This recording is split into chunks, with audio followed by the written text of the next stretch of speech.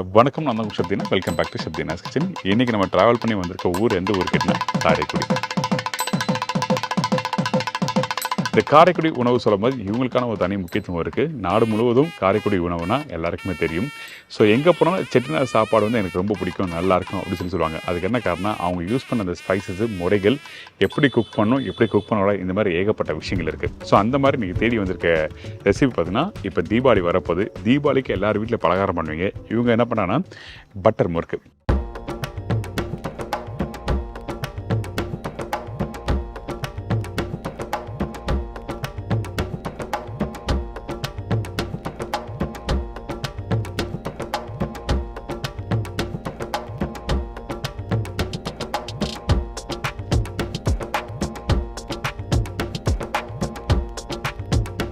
பிள்ளைங்களுக்கெல்லாம் பீஸா, பர்கர் அந்த மாதிரிலாம் வாங்கி கொடுக்குறோம்.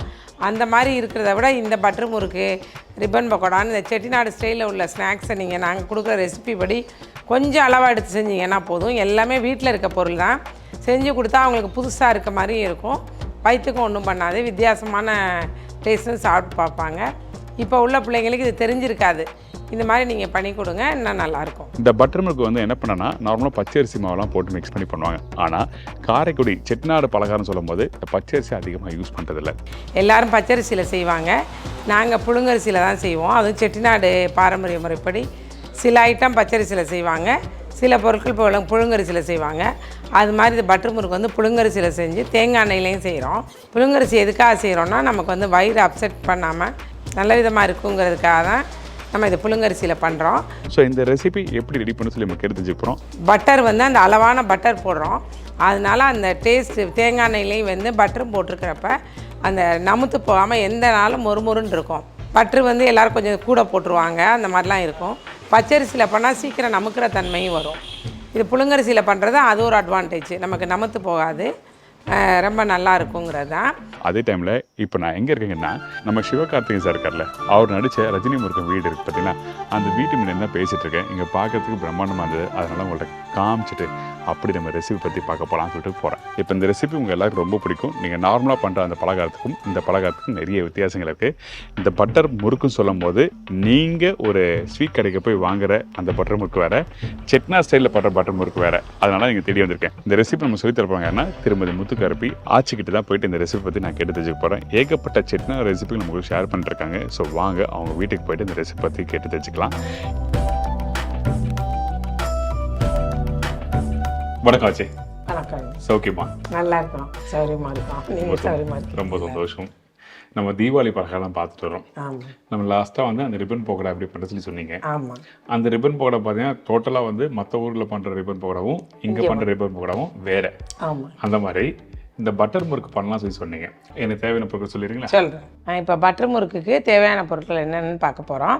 புழுங்கல் அரிசி 1/2 கிலோ, 1 டம்ளர் பொட்டுக்கடலை மாவு, மிளகாப்பொடி வந்து ஒரு குட்டி ஸ்பூனில் 1 ஸ்பூனு, பட்டர் 3 ஸ்பூன், எள்ளு 1 ஸ்பூன், உப்பு தேவையான அளவு, தேங்காய் எண்ணெயில் யூஸ் பண்ணுறோம், கோகோனட் ஆயிலில். இவ்வளோதான் இதுக்கு தேவையான பொருட்களை. இப்போ தேவையான பொருட்கள் வந்து நீங்கள் சொல்லிட்டீங்க. இப்போ ஃபஸ்ட்டு என்ன பண்ண போனாச்சு? ஃபஸ்ட்டு வந்து அரிசியை ஊற வைக்கிறோம். ஒரு 1 ஹவர் ஊறணும். 1/2 கிலோ அரிசி எடுத்தோன்னா அது 1 ஹவர் நல்லா ஊறிடுச்சுன்னா, ஊறுற பிறகு நம்ம கிரைண்டரில் போட்டு ஆட்டிக்க வேண்டியதான். சரி, ஓகே. பொட்டுக்கடலையே பவுடராக திரிச்சு வச்சுக்கணும் மிக்சியில். ஓகே. இந்த அரிசி ஊற வச்சுருக்கோம். ஓகே. இந்த மாதிரி இந்த பதத்தில் ஊறி இருக்கு. ஓகே. இப்படி ஊறினதை நம்ம நல்லா களைஞ்சிட்டு, ரிப்பன் பக்கோடாக்கு சொன்ன மாதிரி தான் நல்லா இதை களைஞ்சி கழுவிட்டு கிரைண்டரில் போட்டு ஆட்டிக்கிறோம்.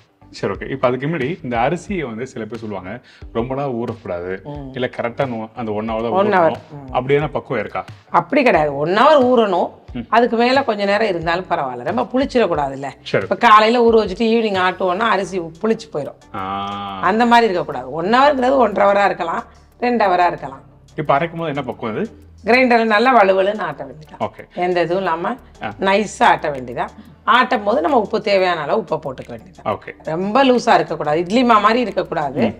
நம்ம அந்த ரிப்பன் பக்கோடாவுக்கு அரைச்சோம்லாம் அந்த மாதிரி கெட்டியாக இருக்கு பக்குவத்துக்கு. சரி, ஓகே. இப்போ நம்ம வந்து மாவை ஆட்டி வந்துருச்சு. அதுக்குள்ளே சேர்மானம்லாம் சேர்த்து பிசைய போகிறோம். சரி, மாவு காமிக்கிறீங்க இந்த என்ன பக்கத்தில் இருக்குன்னு சொல்லிட்டு. இங்கே பாருங்க, வலுவலுன்னு ஆட்டியிருக்காங்க பாருங்க. இந்த இப்படிதான் இவ்வளோ லூஸ் இருந்தால் போதும் மாவு. இதுக்கு மேலே தண்ணியாகவும் இருக்க வேணாம். இந்த அளவு இருந்தால் நம்ம பொட்டுக்கடலை மாவு போட்டு பண்ணுறதுக்கு கரெக்டாக இருக்கும். அதாவது மாவு எடுத்தா அந்த இடத்துல அப்படியே ஸ்மூத்தா ஆமா இறங்குது, இறங்கணும், கெட்டியாவும் இருக்கு. கெட்டியாகவும் இருக்கு. சரி ஓகே டன். இதுக்கப்புறம் இதுக்கப்புறம் நம்ம அந்த பொட்டுக்கடலை மாவு போட போறோம். இந்தாங்க. இது வந்து இது வந்து நம்ம பொட்டுக்கடலை மாவு மிக்ஸியில் அரைச்சி வச்சிருக்கோம். மிக்சியில் திரிச்சு வச்சிருக்கோம். சரி ஓகே. அரைச்சி முடிச்சு ஜலிக்கணும் அப்படி தானே இருக்கா? சலிக்கணும், ஓகே சலிச்சு தான் வச்சுக்கணும் மாவை. சரி ஓகே சலிச்சு வச்சாதான் அதில் ஏதாவது கப்பி தோல் இருக்கும், புரியுது. அதெல்லாம் போயிடும். சரி ஓகே. ஸோ வீட்டில் பண்ணும்போது நீங்கள் வந்து நல்லா ஜலிச்சுட்டு நீங்கள் பண்ணுங்க. இப்போ வந்து 1 டம்ளர் மாவு போட போகிறோம். இப்போ இது வந்து 1 டம்ளர்னா எத்தனை கிராம் வரும்? 200 கிராம் வரணும். 200 கிராம். ஓகே. இது ஃபுல்லாக போடலாமா? அதனால ஆமாம், இன்னும் கொஞ்சம் மகுர போடலாம். இன்னொரு போடலாம். இங்கே பாருங்க, 1 டம்ளர் அளவுக்கு நம்ம எடுத்துருக்கோம்.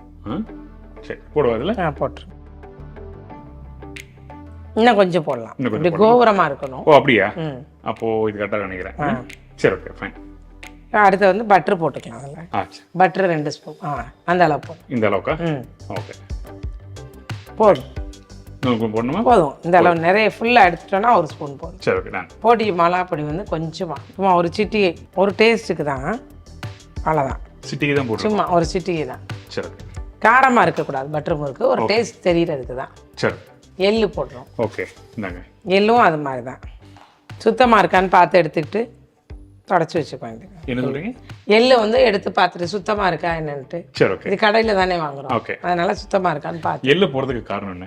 முறுக்குனாவே வந்து எங்க வீட்டில் ஓமம்லாம் போடுவாங்க. ஏன்னா என்ன பலகாரம் சொல்லும் போது அந்த ஓமம் போடும்போது டைஜஷன் சரியாகும் சொல்லுவாங்க. அது மாதிரி எள்ளு போடுறதுக்கு என்ன காரணம்? எள்ளு போடுறது வந்து ஒரு வாசமாக இருக்கும். சரி. எள்ளை நம்ம தேய்ச்சிட்டு போட்டோம்னா நல்ல வாசமாக இருக்கும், ஓகே. உடம்புக்கு நல்லது, சேர்க்கணும். சரி ஓகே. எள்ளு இது அப்படியே சேர்த்து பிசைய வேண்டியது. சரி ஓகே. நான் பிடிக்கிறேன் உங்களுக்கு. டைட்டாக மிக்ஸ் பண்ணுறோமா? ஆமாம். எப்படி அந்த ரிப்பன் பக்கோடா மிக்ஸ் பண்ண மாதிரியாவா? அதே மாதிரி தான். ஓகே. அதே மாதிரி தான். வேணும்னா கொஞ்சம் தண்ணி தொளிச்சுக்கலாம். தெளிச்சுக்கலாம். ரொம்ப கெட்டியமா மாவு இருக்குன்னா தண்ணி கூட தொளிச்சு பிணைஞ்சிக்கலாம். மாவு மட்டும் லூஸ் ஆயிடக்கூடாது. லூஸாக இருந்தால் பொட்டுக்கல்ல வந்து கூட சேர்க்க முடியாது. ஓகே. அதனால மாவு கெட்டியாக இருந்தால் கூட தப்பு இல்லை. இப்போ இன்கேஸ் மாவு கொஞ்சம் லூஸ் ஆயிடுச்சுன்னா அப்போ நம்ம என்ன பண்ணலாம்? அப்படி எப்படின்னா பொட்டுக்கல்ல மாவு தான் கூட போடணும். அப்படி இல்லைன்னா மாவை ஒரு துணியில், வெள்ளை துணியில் கட்டி பைப்பு மாவு இது ஏதாவது உயரத்தில் விட்டுடலாம். விட்டுட்டோன்னா ஒரு 1/2 அன் ஹவரில் அந்த தண்ணி பூரா வடிஞ்சிரும். Okay okay. வடிஞ்சதுக்கப்புறம் அந்த மாவை எடுத்து நம்ம இந்த மாதிரி போட்டு பேசுவோம். கொஞ்சம் தண்ணி தொளிச்சுக்கலாம். இப்போ இதில் ஓகே ரொம்ப கெட்டியமாக இருக்குது, கொஞ்சம் தொளிச்சுக்கலாம். இந்தாங்க. ஓகே. இப்போ அது போதுமா? போதும். சரி. எனக்கு அப்போ மாவு மிக்ஸ் பண்ணிட்டு காமிக்கிறீங்களா? மிக்ஸ் பண்ணிட்டு பார்க்கலாம் அந்த பக்கம் எப்படின்னு சொல்லி.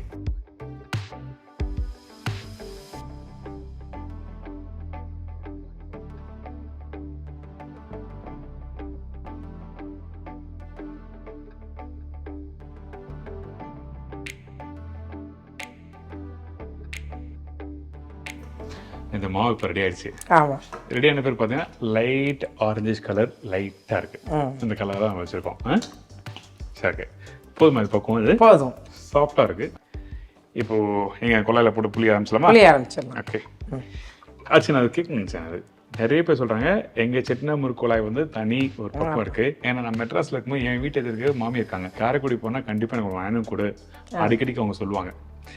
அப்படி இதில் என்ன ஸ்பெஷல்? இதில் இது வந்து கட்டையை வந்து இங்கே செகப்பட்டின்னு ஒரு ஊர் இருக்குது, கீழே செகப்பட்டின்னு. சரி. அங்கே தான் மோஸ்ட்லி நிறைய செய்வாங்க. இப்போ காரைக்குடியிலையும் ஆசாரியெல்லாம் செஞ்சு கொடுக்குறாங்க. மரத்தில் தேக்கங்கட்டை, தேக்க மரத்தில் தான் செய்வாங்க. அப்போ வச்சுருப்பாங்க டீ கூட்டில் எல்லாம். ஓகே. நான் சொல்கிறது ஒரு 60 வருஷம் முன்னாடி எங்கள் அம்மா எங்கள் மாமியாருக்கெல்லாம் டீ கூட்டில் செஞ்சு கொடுத்துருப்பாங்க. எங்களுக்கெல்லாம் தேக்க மரத்தில் இப்போயும் கிடைக்கிது. இதுக்கு வந்து அச்சு வேற மாதிரி இருக்கும். பின்னாடி பாருங்க, இந்த தேங்குழல் வந்து 5 இருக்கும். 5 புள்ளியா இருக்கும். இது வந்து பூ மாதிரி வரும். இது 6 வெட்டு மாதிரி இருக்கு. 6 பூ பாருங்க, தெரியுதுங்களா? ஆமா, 6 பூ மாதிரி இருக்கும். இதை வந்து நம்ம புளியும் போது அப்படி கட் ஆயிடும். ஸோ அதாவது செட்டினா முறுக்குழாயை பற்றி நான் எதுக்காக பேசினா இதுக்கு ஒரு தனி விஷயமே இருக்குது. அதனால தான் உங்களுக்கு தெரிஞ்ச நல்லா இருக்குன்னு சொல்லிட்டு. இது வந்து மகிழம்பூ முறுக்குன்னு சொல்லுவோம். என்ன முறுக்கு? மகிழம்பூ முறுக்குன்னு. அந்த மகிழம் பூ வந்து இப்படி 6 இதழோட இருக்கும்ல, ஆமாம், அதுக்காக இதுக்கு பேர் மகிழம்பூ முறுக்கு. சரி ஓகே. இன்னொன்று வந்து ப்ளஸ் மாதிரி வரும். அதை புளியும் போது பிரண்டை எப்படி இருக்கும்? பிரண்டை தெரியும், அதே மாதிரியே இருக்கும். இந்த மூட்டு வலிலாம் சாப்பிடுறது. ஓகே. பிரண்டை மாதிரியே இருக்கும். அதனால அதை பிரண்டை முறுக்குன்னு சொல்லுவோம். ஆனா பிரண்டை சேர்க்கறது இல்ல, அந்த அச்சு பிரண்டை மாதிரி. சரி ஃபைன், போட ஆரம்பிச்சலாம். தேங்காய்ங்கிறது வந்து உங்களுக்கு நல்லா இருக்கும், டேஸ்ட் வாசம். கொஞ்சம் நிறைய நாள் வச்சுக்கலாம். அது 20 நாள் நல்லா இருக்குன்னா அது 1 மாதம் வச்சுக்கலாம். தேங்காய்யா? தேங்காய் எண்ணெய் ஓகே. 1 மாதம் வச்சுக்கலாம் சாப்பிட்றதுக்கு. அதனாலேயும் இருக்கும், நல்லா ரிச்சாகவும் இருக்கும், வாசமாக இருக்கும். சரி, ஓகே. தேங்காய் எண்ணெய் வேண்டாம், கொலஸ்ட்ரால் ஹைலி கொலஸ்ட்ரால் நினைக்கிறவங்க நார்மலாக ரீஃபைண்ட் ஆயிலையும் பண்ணிக்கலாம். ஆனால் நீங்கள் பண்ணுறது தேங்காய் எண்ணெய் தான். தேங்காய் எண்ணெய் தான். இங்கே இருக்க வாடிக்கையாளர் எல்லாருக்கும் தேங்காய் எண்ணெய். இப்போ அதில் மாவு வந்து வைக்க போகிறோம். ஓகே. சின்னமாக இதுக்கு தேவையான அளவு உருட்டிட்டு வச்சோன்னா வேஸ்ட் ஆகாது. ஓகே. வேலையும் ஈஸியாக இருக்கும். ஓகே. கட்டையும் இந்த இது மேலே உள்ள அச்சையுமே நினச்சிக்கணும். சரி, தண்ணியில் நினச்சிட்டு புளிஞ்சோன்னா நல்லாயிருக்கும். கரெக்டாக வரும். இது சும்மா அப்படியே புளி வேண்டியதான், ரைட்டா? போட்டு போட்டு அப்படியே கத்தச்சா போட்டு அவ்வளோதான்.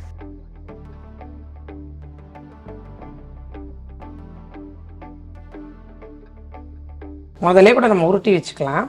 ஓகே. உருட்டி வச்சுக்கிட்டோம்னா நிதானமாக அடுத்தடுத்து வேகமாக புளிஞ்சலாம். ஒரு 4 நாள் சைடில் நான் விட்டுறேன், உங்களுக்கு ஈஸியாக இருக்கும்ல. ஒரு 4 நாள் உருட்டி வச்சுக்கிட்டோன்னா அது முதல்ல உள்ளது வெந்துடாம நல்லா இருக்கும். ஒன்றா வந்து ஓகே. எல்லாம் ஒரே டைம் ஒரே சேர்ந்து வேறதுக்கு நல்லா இருக்கும். ஈஸியாக இருக்குமா? ஓ, பெருசாக இருக்கு, அப்படி கரெக்டாக இருக்கு. அதாவது முறுக்குழாயில் போட்டு புளியும் போது பார்த்தீங்கன்னா இந்த இடத்துல புளிஞ்ச பிறகு திருப்பி அதில் பிடிச்சி போடும்போது டைம் எடுத்துரும். அப்போ அந்த டைமில் அது ஃபஸ்ட்டு போடுவது சீக்கிரமாக வெந்துடும். அது எல்லாம் ஈவனாக வேகிறதுக்காக இந்த மாதிரி பண்ண சொல்கிறாங்க. அவ்வளோதான். அப்பா, நான் தட்டு எடுத்துருவா. தேங்காய் எண்ணெய்ங்கிறதுனால ரொம்ப கமகமன் வாசம், நல்ல வாசம் வருது. எள்ளு தேங்காய் எண்ணெய் எல்லாம் இருக்கிறதுனால நல்ல வாசம். ஃப்ரை பண்ணும்போது அதே ரொம்ப அதிக சூடு வச்சுன்னா ஃப்ரை பண்ணாதீங்க. கரெக்டான சூடில் ஃப்ரை பண்ணுங்க. ரொம்ப சூடாக இருந்தால் டக்குன்னு செவந்துடும். உள்ளுக்குள்ள உள்ளது வேகாமல் இருக்கும், மாவு தன்மையாக இருக்கும், முறுமுறுப்பு தன்மையே கிடைக்காது. இதுதான் விஷயம்.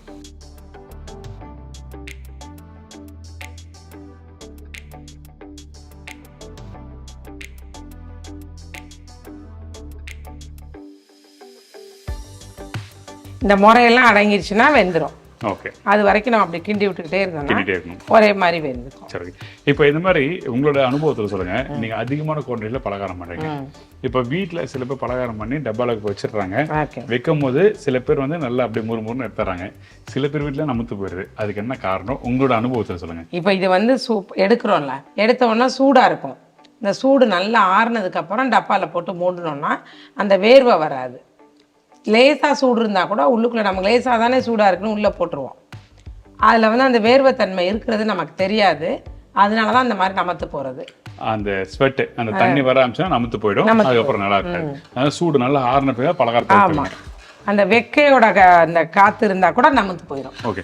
அதுக்கு தான் என்ன பண்ணுவாங்க, நம்ம வீட்டில் பெரியவங்க பண்ணும்போது பலகாரம் பண்ணிட்டு வெள்ளை துணியில் போட்டு வச்சுருவாங்க. ஆமாம், இல்லை பேப்பரில் போட்டு வச்சுருவாங்க. பேப்பரில் போட்டு கூடை வருது பாருங்க. ஆமாம், சாதமெல்லாம் எடுக்கிற கூடை மாதிரி. ஆமாம், அதில் அரிச்சு போட்டால் கூட நமக்கு வந்து சரியாயிடும். எண்ணெயும் வடிகட்ட ஆரம்பிச்சிடும். அப்புறம் வந்து சூடு ஆற ஆரம்பிச்சிடும். சரி, ஓகே, ரெடி ஆயிடுச்சு. அந்த பெரம்பு கூடையில் உள்ளது வந்து எதுவுமே ஆகாது. ஓகே. அதில் உள்ள ஸ்மெல்லு எதுவும் இதுக்கு சேராது. இன்னொன்று காத்தோட்டம் நிறைய இருக்கும்.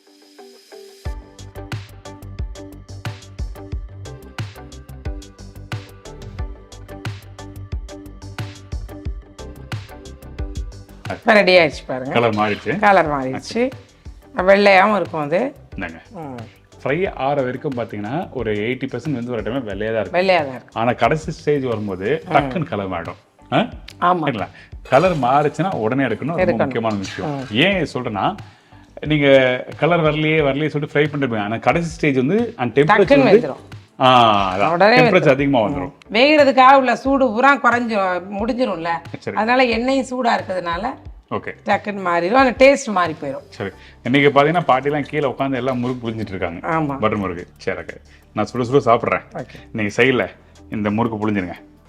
நல்லா அப்பா முறுமுறுன்னு இருக்கு. இங்கே பாருங்க, அப்படி சத்தம் கேட்குதான் தெரியல உங்களுக்குலாம். நல்லா முறுமுறுன்னு வருது. சாப்பிட்டு பார்க்குவா? சாப்பிட்டு பாருங்க எப்படி இருக்குன்னு சொல்லுங்க. நான் சாப்பிட்றதுக்கு முன்னாடியே சொல்லிடுறேன், இந்த தேங்காய் வாசம் அங்கே ஃப்ரை பண்ணும்போது அந்த தேங்காய் லைட்டான சூடு ஆகும்போது நல்லா வாசம் வந்தது. இப்போ ஃப்ரை பண்ணி முடிச்ச பிறகும் இந்த வாசமா இல்லை இங்கே இருக்க வாசமா தெரியல, நல்ல வாசம்.